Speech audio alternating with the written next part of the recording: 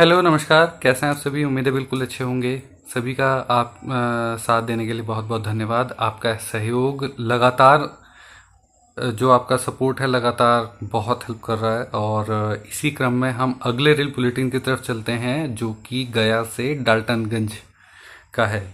गया से डाल्टनगंज 137 किलोमीटर की रेल लाइन है। मैं बेसिक डिटेल्स पर बाद में आगे बढ़ूंगा। पहले आपसे छोटी सी गुजारिश है कि देखो, सबके लिए इंफॉर्मेशन निकाल के लाना अलग बात है, लेकिन साथ ही साथ जो जिस चीज़ के लिए मैं वीडियो बना रहा हूँ, जो मुझे मोटिवेशन मिलता है, उस मोटिवेशन को बरकरार रखने के लिए आपसे एक छोटी सी गुजारिश है, प्लीज़ शेयर कर दीजिएगा और अगर हो सके तो सब्सक्राइब भी कर लीजिएगा ताकि मोटिवेशन लगातार मिलता रहे। और अगर ये मोटिवेशन ही नहीं मिलेगा तो मैं इस तरह के वीडियो इंफॉर्मेटिव वीडियो आपके लिए इतनी मेहनत करने का थोड़ा मन टूट जाता है। तो इसलिए प्लीज़ सब्सक्राइब जरूर कीजिएगा और शेयर जरूर कीजिएगा। और अगर कोई कमी हो इस बारे में तो प्लीज़ कमेंट करके मुझे बताइएगा। आगे चलते हैं।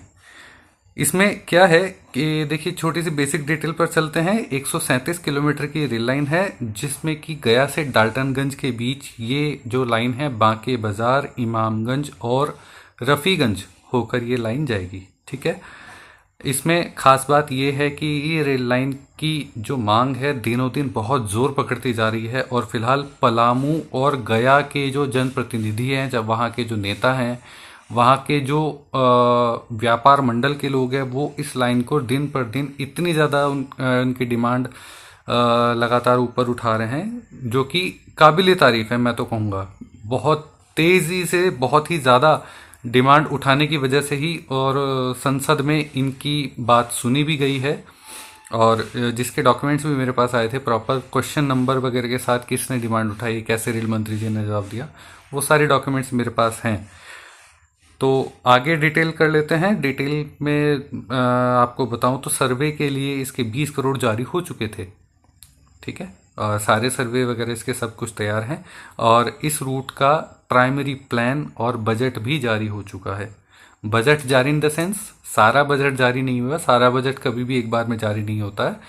इसका 53 करोड़ का भी हाल फिलहाल में बजट जारी किया है। भूमि अधिग्रहण अब अगला चरण है। डीपीआर बनते ही भूमि अधिग्रहण शुरू हो जाएगा। डीपीआर अभी इन प्रोसेस है, लगातार डीपीआर पर काम चल रहा है। डिटेल्ड प्रोजेक्ट रिपोर्ट, विस्तृत जांच रिपोर्ट जिसको कहा जाता है। ठीक है। और जैसे ही डीपीआर बन जाएगी, डीपीआर के बाद भूमि अधिग्रहण, भूमि अधिग्रहण के बाद निर्माण टेंडर, और टेंडर के 6 महीने बाद ही निर्माण कार्य शुरू। तो जहां तक मेरी उम्मीद है, मुझे जितनी उम्मीद है कि 137 किलोमीटर की इस रेल लाइन पर काम शुरू होने में लगभग मान के चलिएगा कि मिनिमम अभी 1 साल और लग सकता है। जमीनी स्तर पर काम शुरू होने की मैं बात कर रहा हूँ। ठीक है। आगे चलते हैं। और देखिए, अब क्या होता है कि सारी चीज़ें तो अभी तक सही चल रही हैं। सबकी मांग भी अपना जोर पकड़ रही है, सबकी मेहनत रंग भी ला रही है। लेकिन इसमें कुछ चीज़ें दिक्कत ला सकती हैं। जैसे बिहार और झारखंड, ये दो स्टेट हैं। दो स्टेट की बाउंड्री से होकर ये निकलेगी गाड़ी। ठीक है। दोनों स्टेट की बाउंड्री क्रॉस करेगी। तो अब सीमा विवाद इसमें आ सकता है, पहली चीज।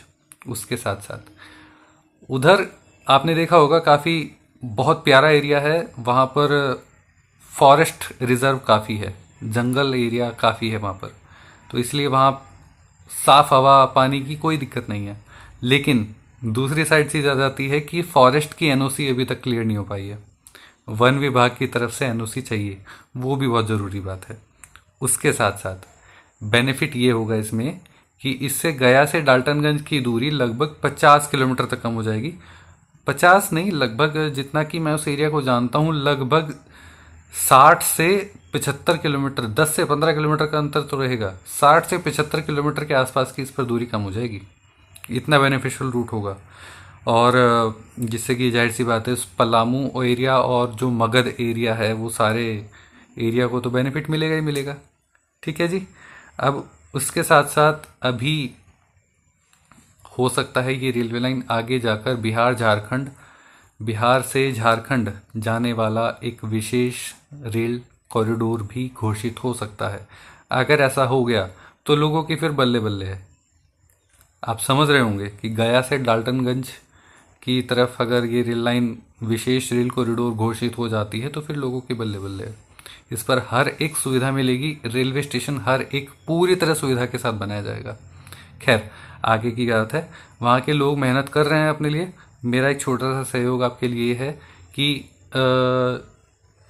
मैं एक वीडियो के थ्रू आपके लिए मैं अपना सहयोग दर्शाता हूँ, और यही मेरी कामना है कि जल्दी से जल्दी रेल लाइन बने। अच्छा होगा सभी के लिए, सभी की एक रेल कनेक्टिविटी जुड़ जाएगी। ठीक है, वर्तमान में इसके 426 करोड़ जारी हो चुके हैं, और फिलहाल के लिए यही जानकारी है। मिलते हैं किसी अगले रेल बुलेटिन में, अगले लाइव सेशन में। हर संडे शाम को 8 बजे लाइव सेशन होता है, वहाँ पर मिलते हैं। सबके लिए बहुत बहुत धन्यवाद। Good bye. सभी ध्यान रखिएगा अपना।